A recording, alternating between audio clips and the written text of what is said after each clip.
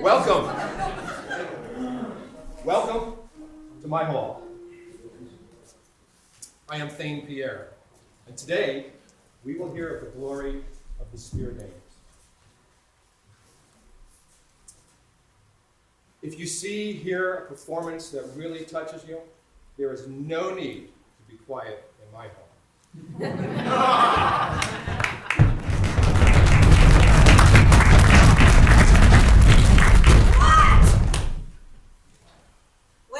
Dana yer dagum veiled kunning a throom ya frunan. Ho the epelingatsen and fremedon. Off. Shul shaving sheatheta treatum. Monego magdo nedo setla oftea. Exoro erlas. Suthan eros where fail shaft funden. Pedas frofragabad. Where son woken, where moonfa, on that him agulch sittendra over ronrada horan shoulder, gomba jurda.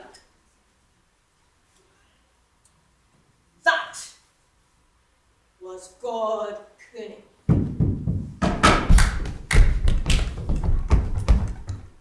Much have we heard of the might of the Spear Danes, and of their folk rulers in former days, how famed princes practiced courage. Oft, shuld shaving from scores of enemies, from many tribes, took mead benches, frightened their earls. After first he was found with nothing. He knew comfort for it, flourished under heaven, fame honor found, until every border sitter, surrounding tribe over the Wales highway had to obey him, give gold tribute. That was a good king. Yeah. To the Danes a boy was born afterwards, a son in the yard. The Savior sent him, comfort for spearfolk. He saw the sorrow that they long suffered, Lord deprived. The Lord of life lent him word fame. Glory wielder gave word honor. Beowulf was famous. First in Denmark. Shuld's only son spread wide glory. So a young man should work goodness, find more gifts in his father's house, so that beloved companions later in age would stay willingly. When war might come, people would serve. Solely by praise deeds shall a man prosper among people tribes. Then mighty Shuld made his journey at the fated time, left for the Lord's keeping. The bored companions bore him away to the water's current, as he had once ordered, when the friend of the Danes, dear land ruler, still wielded words. Many winters he ruled. A ship, ring-proud, stood at the bay, icy, out-eager, the Earl's sea steed. They laid down then their beloved lord in the ship's bosom, their bracelet giver, famous by the mast. Many treasures were brought from afar, fine and precious. I've not heard of a more splendid ship all equipped with battle weapons and war armor, swords and mail shirts. They set on his chest scores of treasures when they sent him far, the folk leader, into the floods of power. No fewer gifts, fine folk treasures, did they furnish their lord than those long ago who sent him forth still but a child, alone on the sea. They set beside him a gold banner, bright over his head.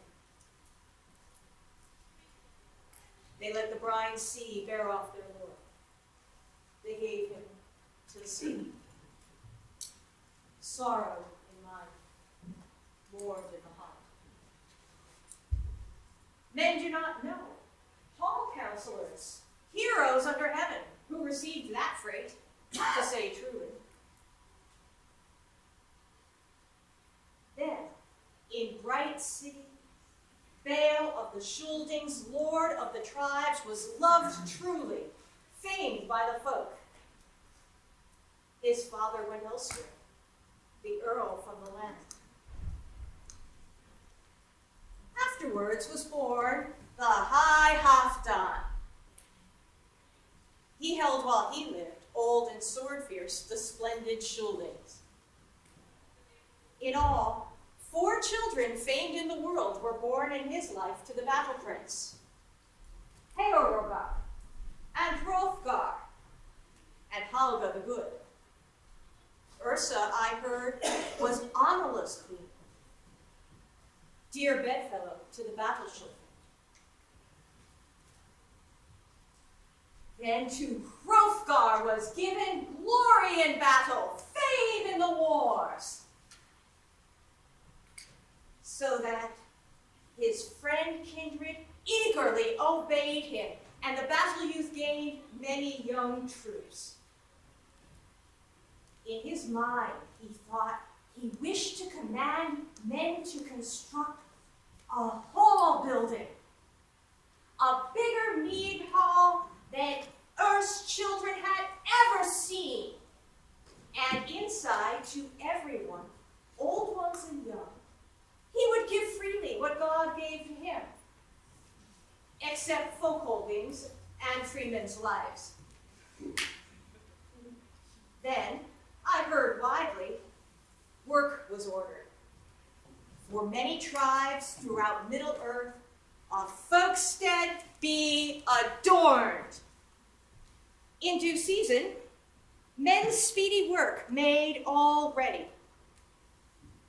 He who widely held the word's power named Heorot, the best mead building. He failed not his boasts. Bracelets and rings he gave at the feast. The gold hall rose, high and horn-gabled. Hate flames waited, hostile fires. Hate between men, feud most deadly, of father and son-in-law would awaken soon to sword fury. But then, the strength spirit, who stayed in darkness, suffered his pain, impatient with torture, because he heard daily hall rejoicings. Woo.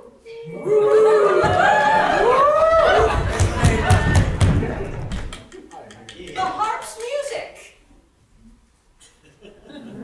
Mead shop singing. Loud in the hall.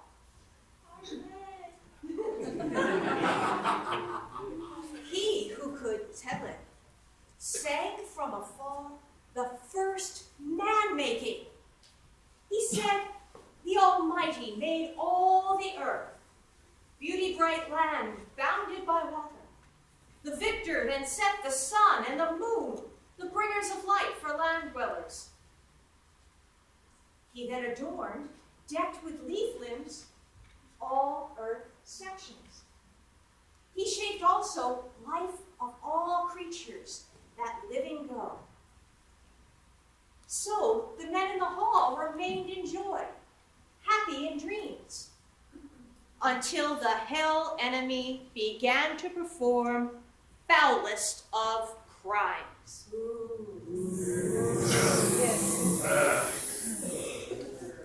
That grimmest guest was Grendel.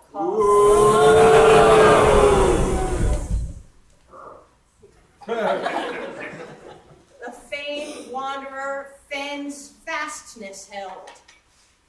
The unhappy man many years guarded the Moor's stronghold, monster kin's land, because the Daymaker, undying Lord, cursed him as kin of Cain the killer. The Shaper avenged the slaying of Abel. From all mankind the Measurer drove Cain. No few joy he found in far exile. Thence evil breeds all descended. Ettins and elves, the orcs and the trolls. Also strong giants who strove against God until the world wielder rewarded them at last.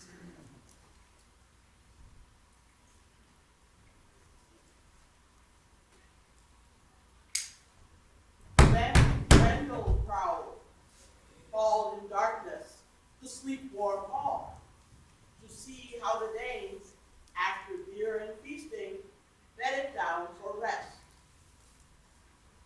He found inside slumbering warriors, unready for murder, bereft of remorse, from love exile, lost in exile. He growled with envy, glared above them, towered with rage. From their rest, he snared 30 hall thanes, howling away, gloating with corpses, galloping the Moors back to his cavern for a cold banquet. At dawning of day, when darkness lifted, Grendel's ravage rose with the sun. The waking Danes wailed to the heavens a great morning song. Their mighty ruler, lord of a death hall, leaned on his grief, stooped in shadows, stunned with vain sorrow. Bent to the tracks of his baneful house guest, no sign of mercy. His mind was too dark, nightfall in his heart.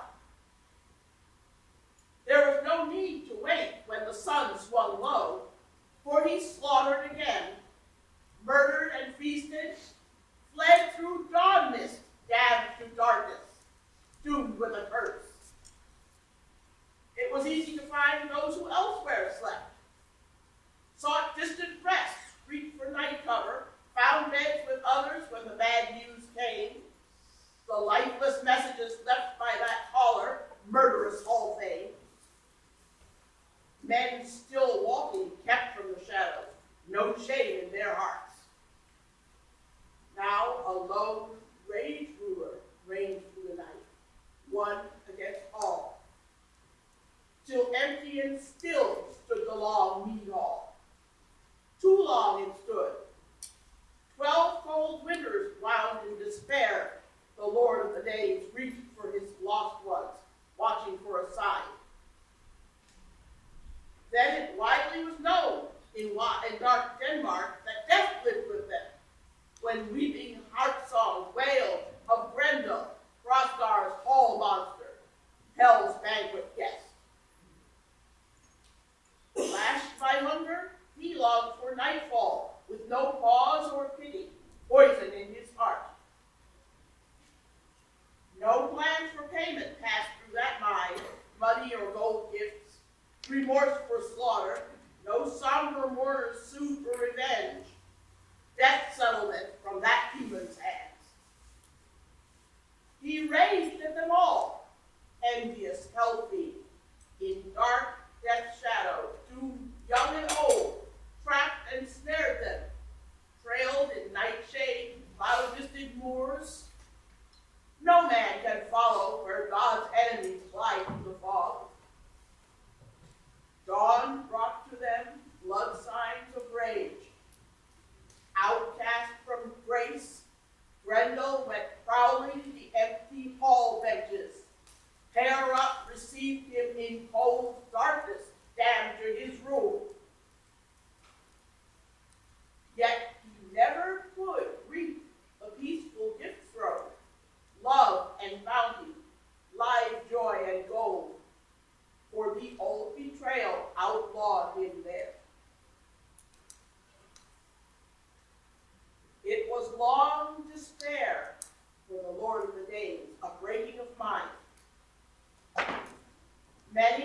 counselor gathered to whisper, wrote for messages, ways to escape those woeful night visits.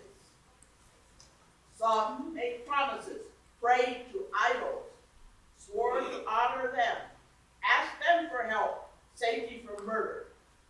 Such was their custom. The hope of healing held thoughts in mind.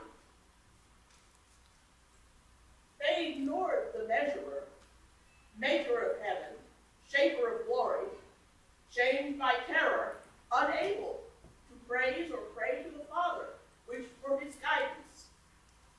Woe unto those with ill in their hearts, hopeless and doomed, forcing their souls to the fire's welcome, praying to names that will never help them, praise without hope. Happier are they who seek after death the Redeemer of men, free their soul bonds to the Father's embrace.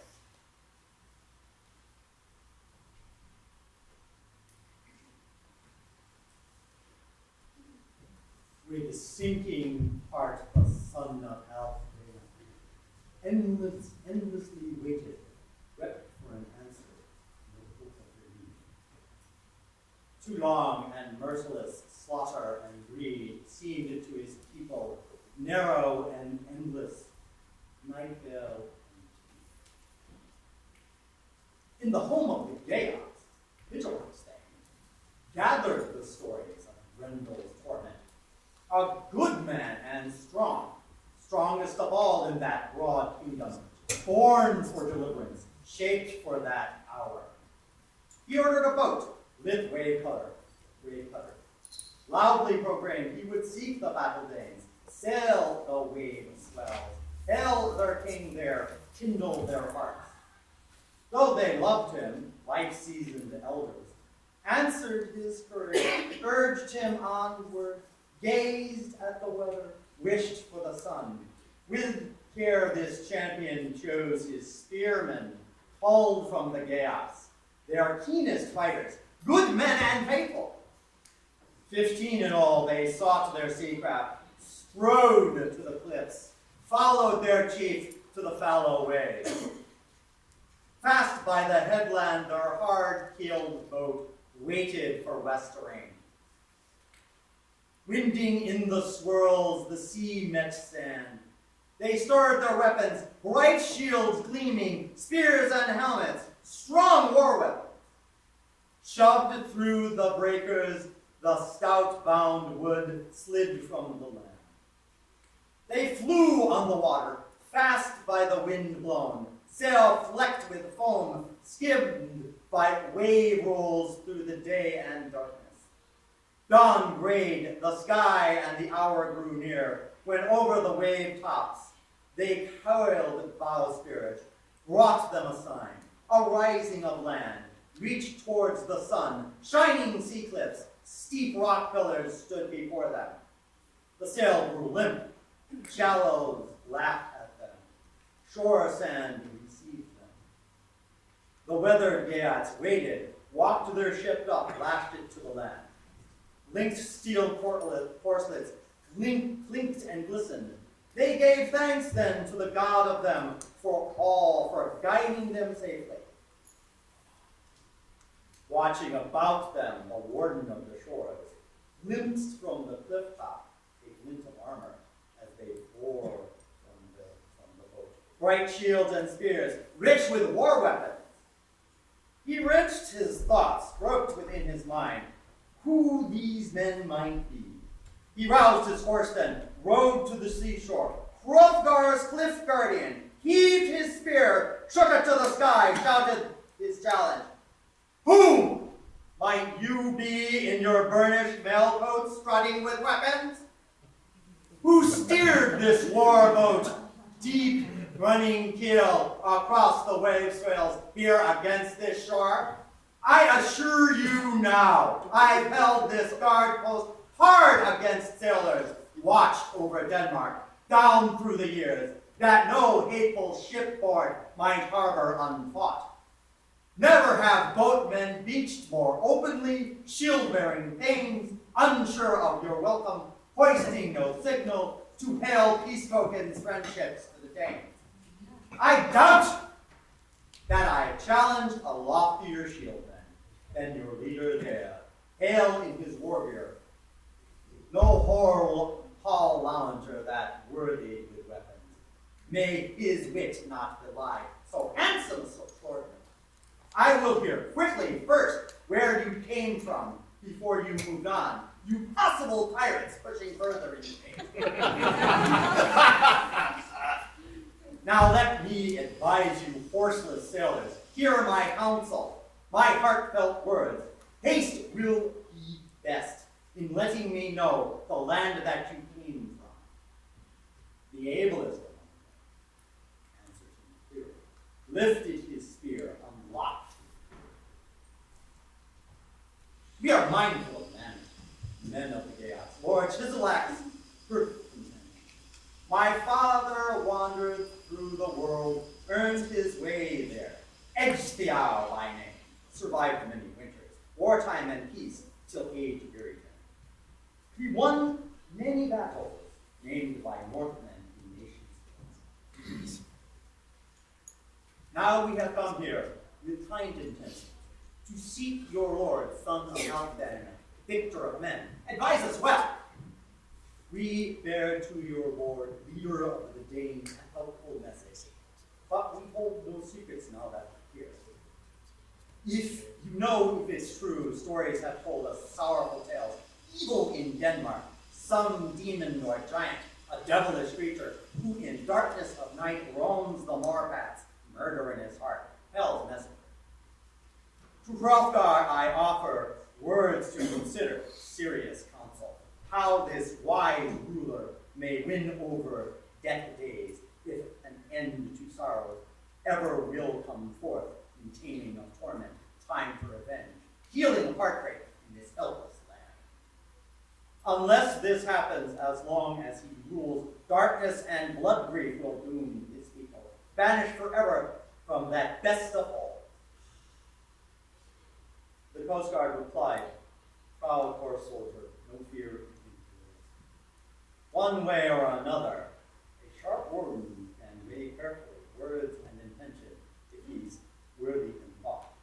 I've heard your speech, heart-strong fealty to the Lord of the Danes. I'll lead you now with your spears and helmets to sail about. I'll tell my companions to tend your ship, guard carefully against all comers this English vessel, till the time comes round when homeward it bears the best among them, brings back alive beloved warriors on this wind-proud ship, riding foam waves back to the weatherheads, wandering. They marched forward then, mounted the headland, left their keel ship lashed, the anchor, each anchor broached to the sun. Around their mast helmets, golden boar heads beamed in the sun, flashed a war wing on fire-hardened steel, signaled their weapons. They strode together, breasted the seawall till they saw glinting that timber hall trimmed with righteous gold, tall horn gables towering the sun, high to the heavens, Hrothgar's gift hall. Its light shone forth over land and sea. The Coast Guard paused, pulled his horse round, stopped by the roadside, studied them, hefted his spear, hailed them again, paused for a moment with these parting words. Fare you well now. May the Father Almighty hold you from harm, help from his moment, teach you this way. I turn to the sea, back to the beaches, back to the beaches, bastions of Denmark.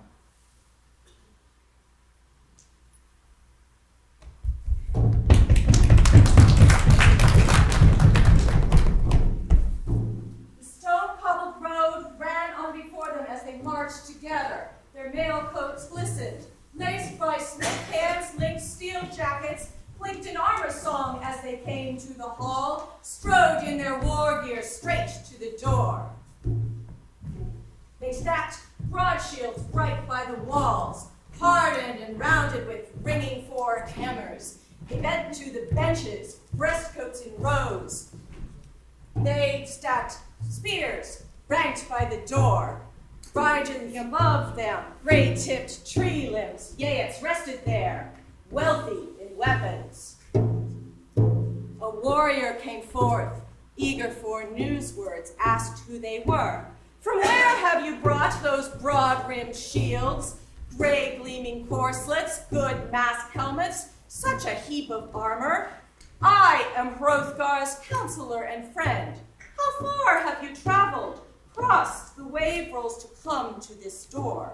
My wits tell me you are welcome callers, in full friendship, no fugitives with you.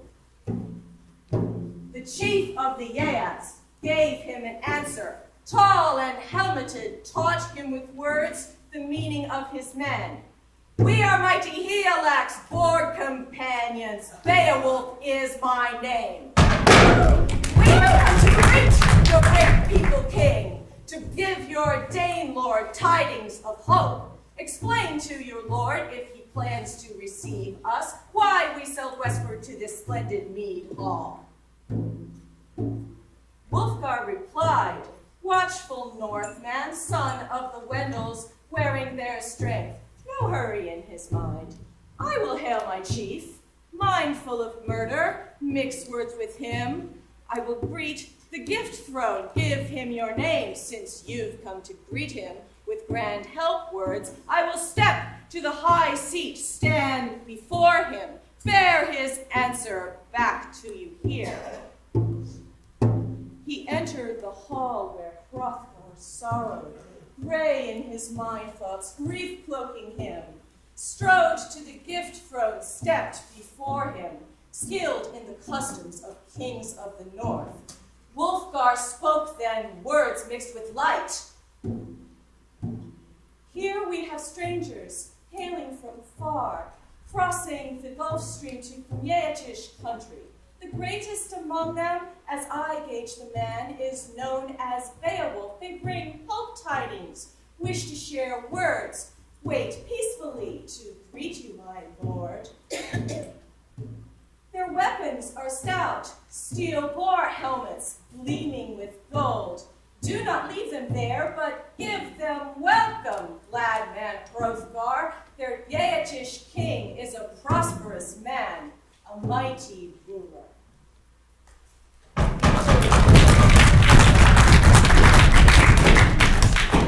He left the hall then. Hrothgar spoke, protector of the Scyldings. I knew him when he was but a boy. His father was called Ecgtheow, whom Hrethel the Geat gave in marriage his only daughter. Now his daring son has come here, sought a loyal friend. Seafarers in truth have told me, those who brought to the Geats gifts and money as thanks, that he has 30 men's strength in battle strong in his hand grip, and holy God in his grace has guided him to us, to the West Danes! As I would hope against Grendel's terror, to this good man I will offer treasures for his true daring. Be hasty now! Go, bid them enter, to see this troop of kinsmen all assembled, and tell them in your words that they are welcome to the Danish people. To the door he turned, Wulfgar the Wendel wove them a speech.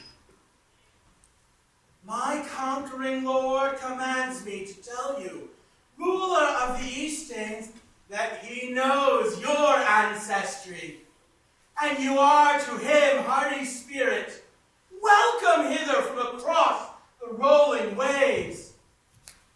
Now, you may go in your war gear, under your helmets to see Hrothgar, but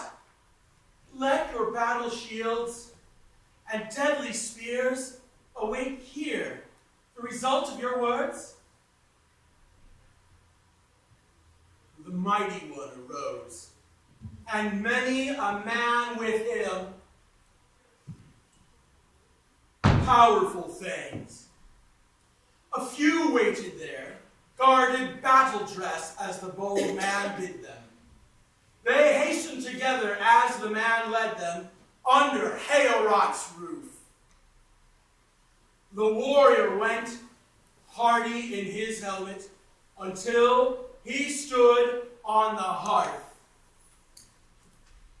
Beowulf spoke.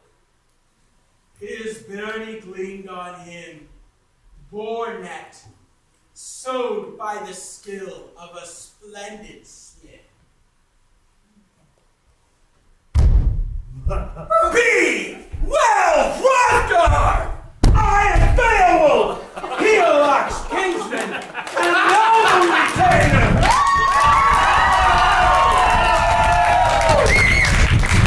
I have done many a glorious deed in my youth.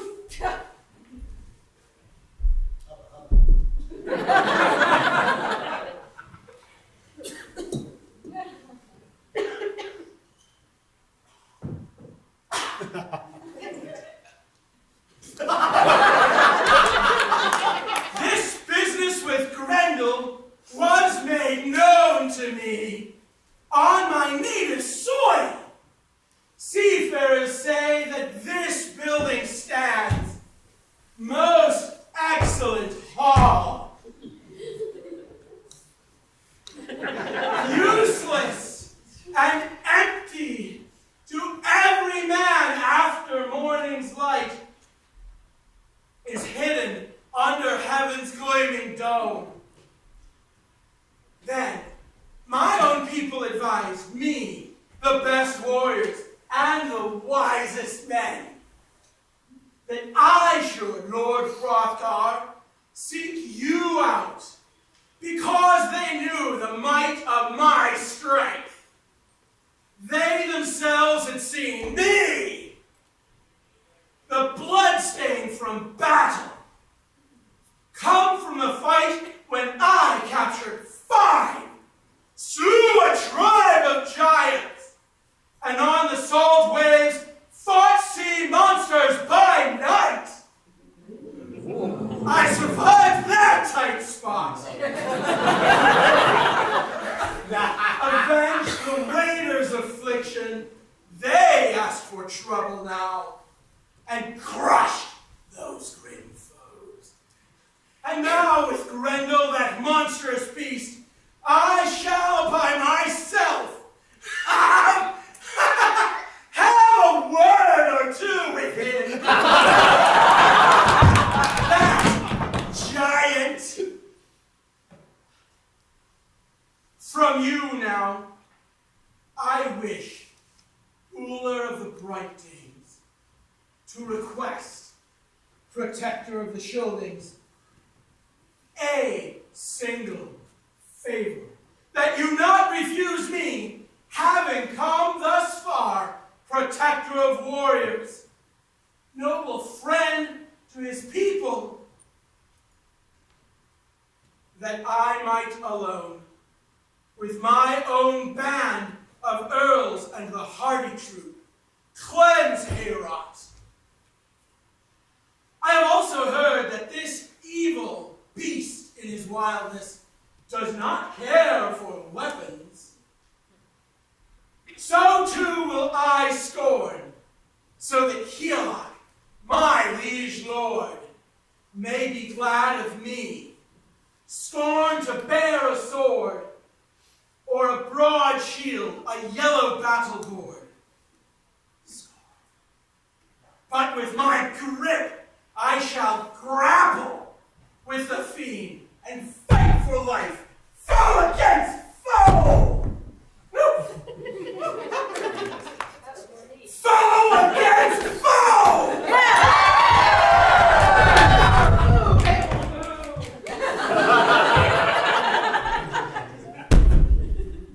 Let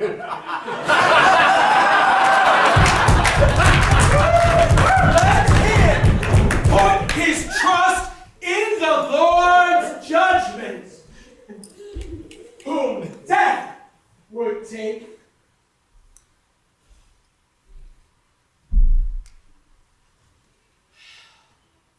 I expect that he will, if he is allowed to win, eat unafraid the folk of the Yeots in that war hall, as he often has done the host of the Frethmen.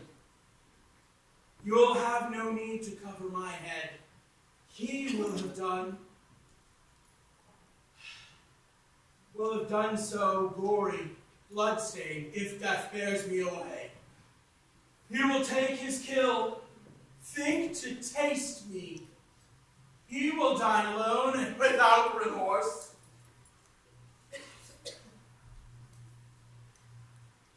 Stain his lair in the moor. No need to linger in sorrow over disposing of Beowulf's body. Send on to Heorlock, if the battle should take me, the best battle dress, which my breast wears, the finest of garments. It is Hrethel's heirloom, the work of Wayland. Weird, always goes as it must!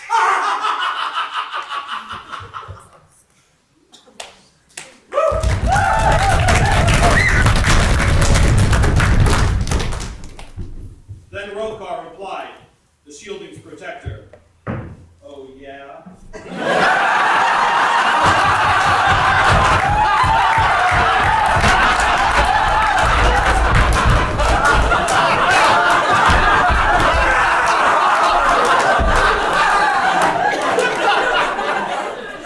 For our past deeds and out of kindness, you have sought us now, Beowulf, my friend.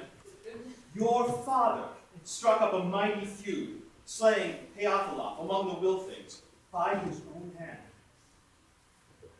Then the treaty folk could not harbor him for fear of war, and so he traveled to the land of Southdane, over rolling waters to honor shieldings.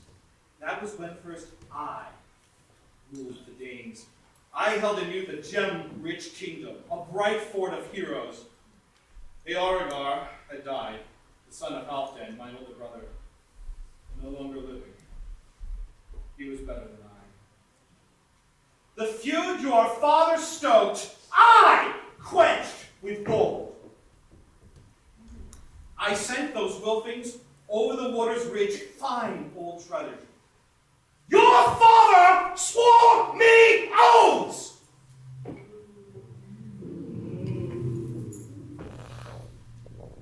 It gives me great pain to tell true to you or any man what fearful attacks, shame, and disaster Grendel has brought me in his persecution. The ranks in my hall, well, my men are less. Fate swept them off in Grendel's terror. Yet God may easily stop the mad deeds of that foolhardy ravager. Often indeed, my warrior thanes boasted over ale-horns, bold with mead, that they would meet Grendel's attacks in the banquet hall with a rush of swords. But at dawn, this mead hall was bright in blood. Bench planks, a running slick, a whole red with gore. I have fewer men, loyal comrades, after such deaths. Now, sit at feast. Unbind your thoughts to men, great warrior, howso you desire. Then a bench was cleared, room made in the hall for the gathered waiters, standing in a troop. Those courageous men took their seats, proud in their strength. A thane did his office, carried in his hands the gold ale flagons and poured bright mead. At times, the stroke sang, bright-voiced in her eye. There was joy of warriors, no small gathering of Geats and Danes.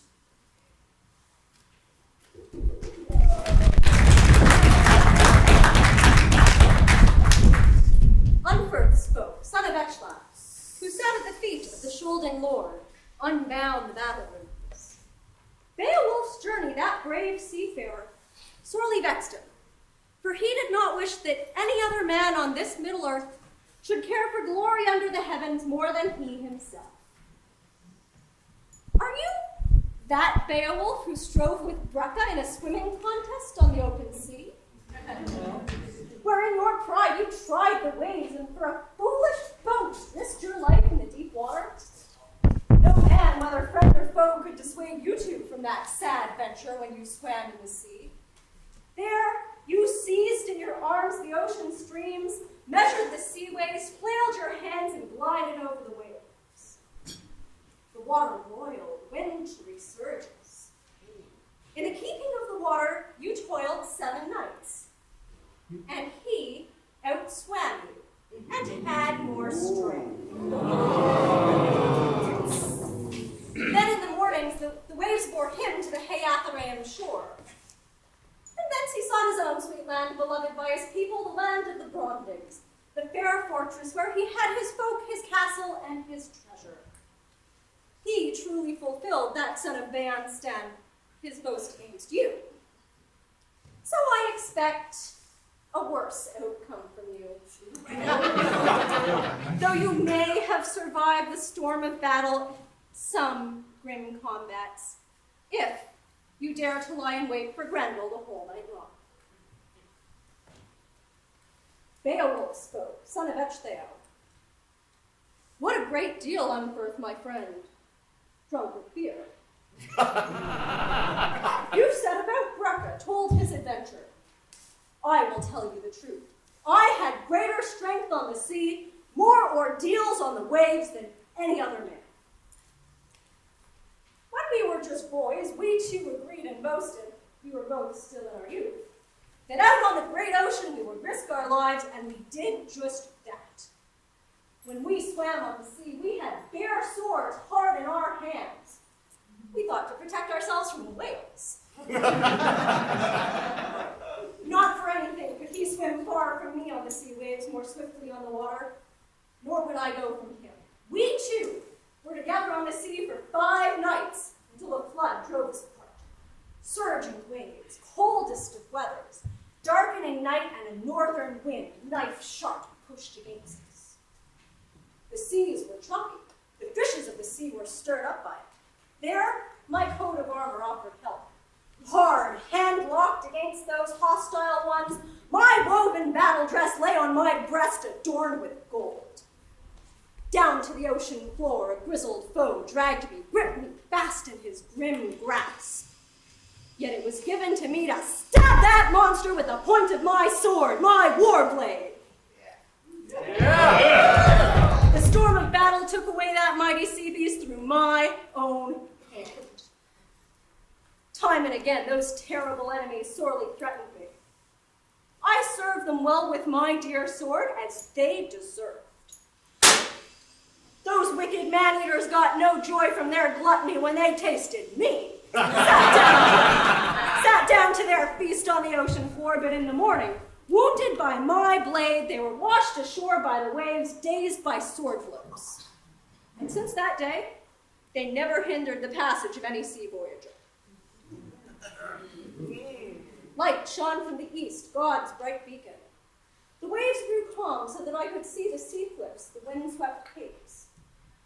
Weird often spares an undoomed man when his courage endures, and so it was given to me to kill 9 of these sea monsters. I have never heard of a harder night battle under heaven's vault, or a more wretched man on the water's stream. Yet I escaped alive from the clutches of my enemies, weary from my journey.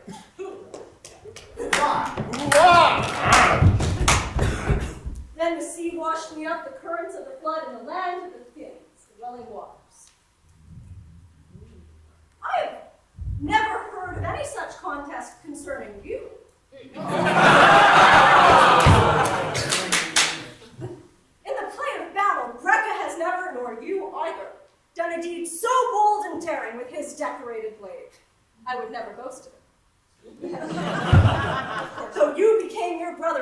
your next of kin. And for that you needs must suffer punishment in hell, no matter how clever you are. I will say truly, son of Echlaf, that never would Grendel, that gruesome beast, have worked such terror against your lord or shames in Heorot, if your courage and spirit were as fierce as you yourself fancy they are.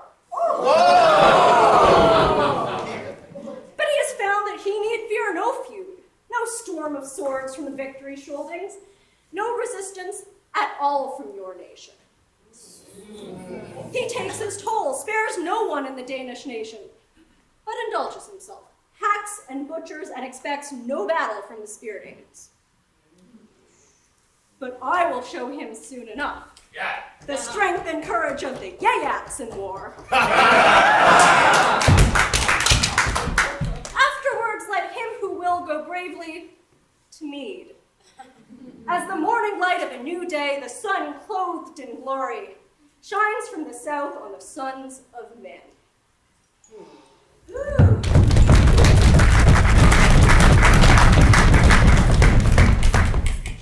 And the gray-haired treasure giver was glad, far famed in battle, the prince of bright Danes, and keeper of his people, counted on Beowulf, on the warrior's steadfastness and his word.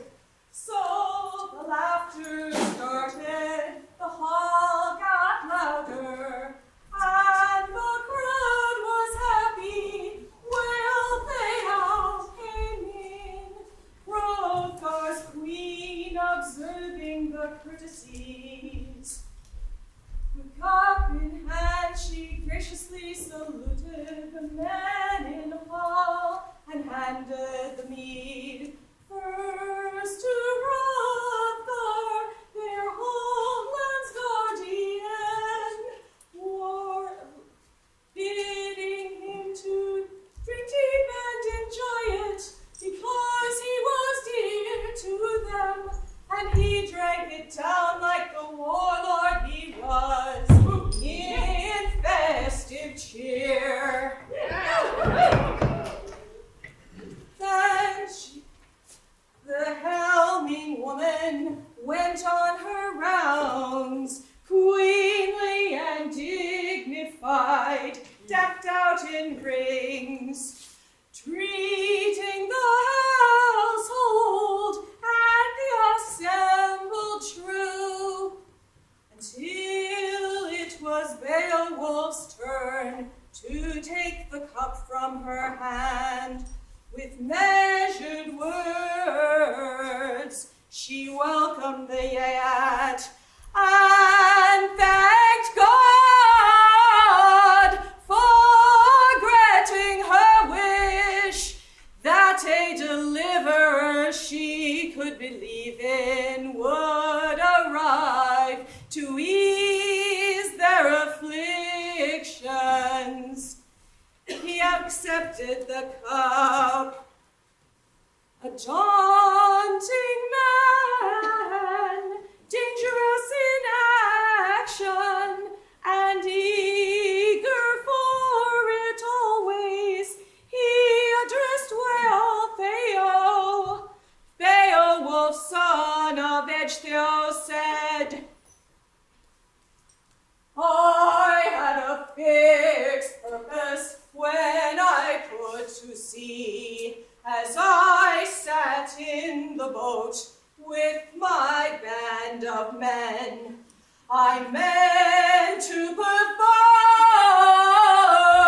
to the uttermost what your people wanted, or perish in the attempt in the fiend's clutches. And I shall fulfill this purpose, prove myself with a proud deed, or meet my death here in the mead hall. This formal boast by Beowulf the Yet pleased the Lady well, and she went to sit by Hrothgar, regal and arrayed with gold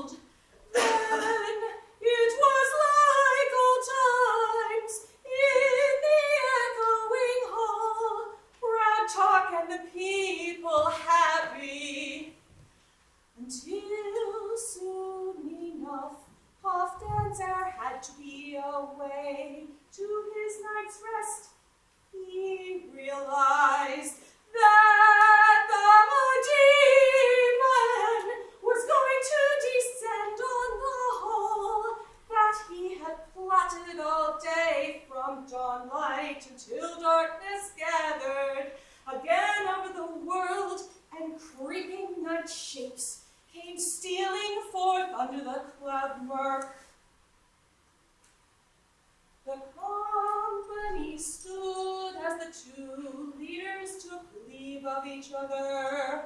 Hrothgar wished Beowulf health and good luck, named him Hall Warden, and announced, never since my hand could hold a shield have I entrusted or given control of the Danes' hall to anyone but you.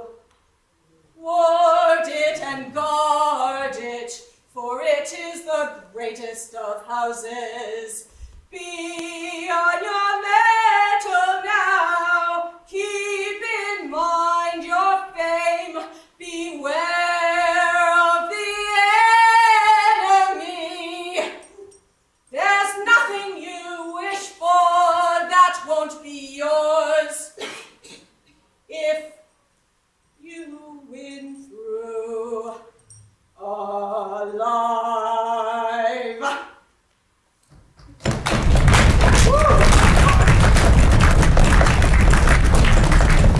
He left the hall then, Halfdan's son, lord of the Spear Danes, beloved treasure king, went to his bed rest, Wealhtheow beside him to comfort and sleep. The king of glory granted for that night a guard against Helga, a strong hall warden holding in darkness, a keen house watch for the king of Hera. The Yeath champion gathered his men, matched against evil, the measure of strength. He stripped off his armor, steel-meshed mailcoat, gilded mask helmet, gold-handled sword, set them aside to serve him elsewhere. Rich war weapons, wondrous in his handiwork. He kindled their courage with keen boast words as they bent to their bed rest in that best of halls.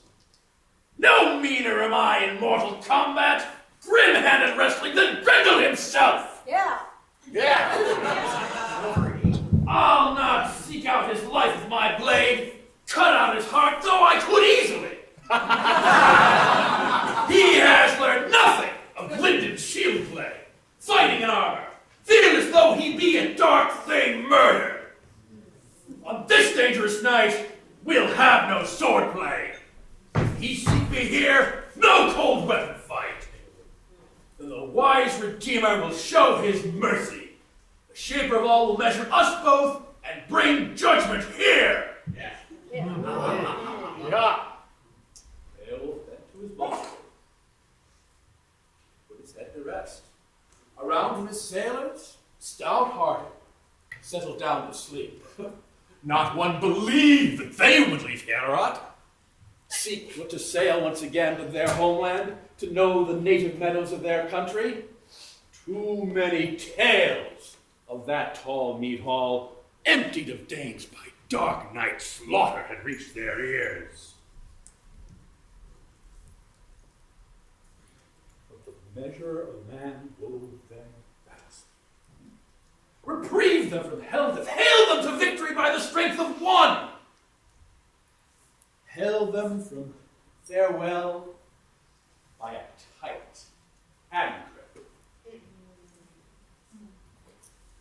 Truly, it is known that God manages the men of this earth. He slipped through darkness, under deep nightfall, slipping through shadows. Stout warriors slumbered, sleeping guardians of that gabled hall, all except one. That lonely wanderer could not that drag them to cold shadow, if the maker of all wished to prevent him. A lone warrior waking, anger growing, aching for vengeance! Yeah.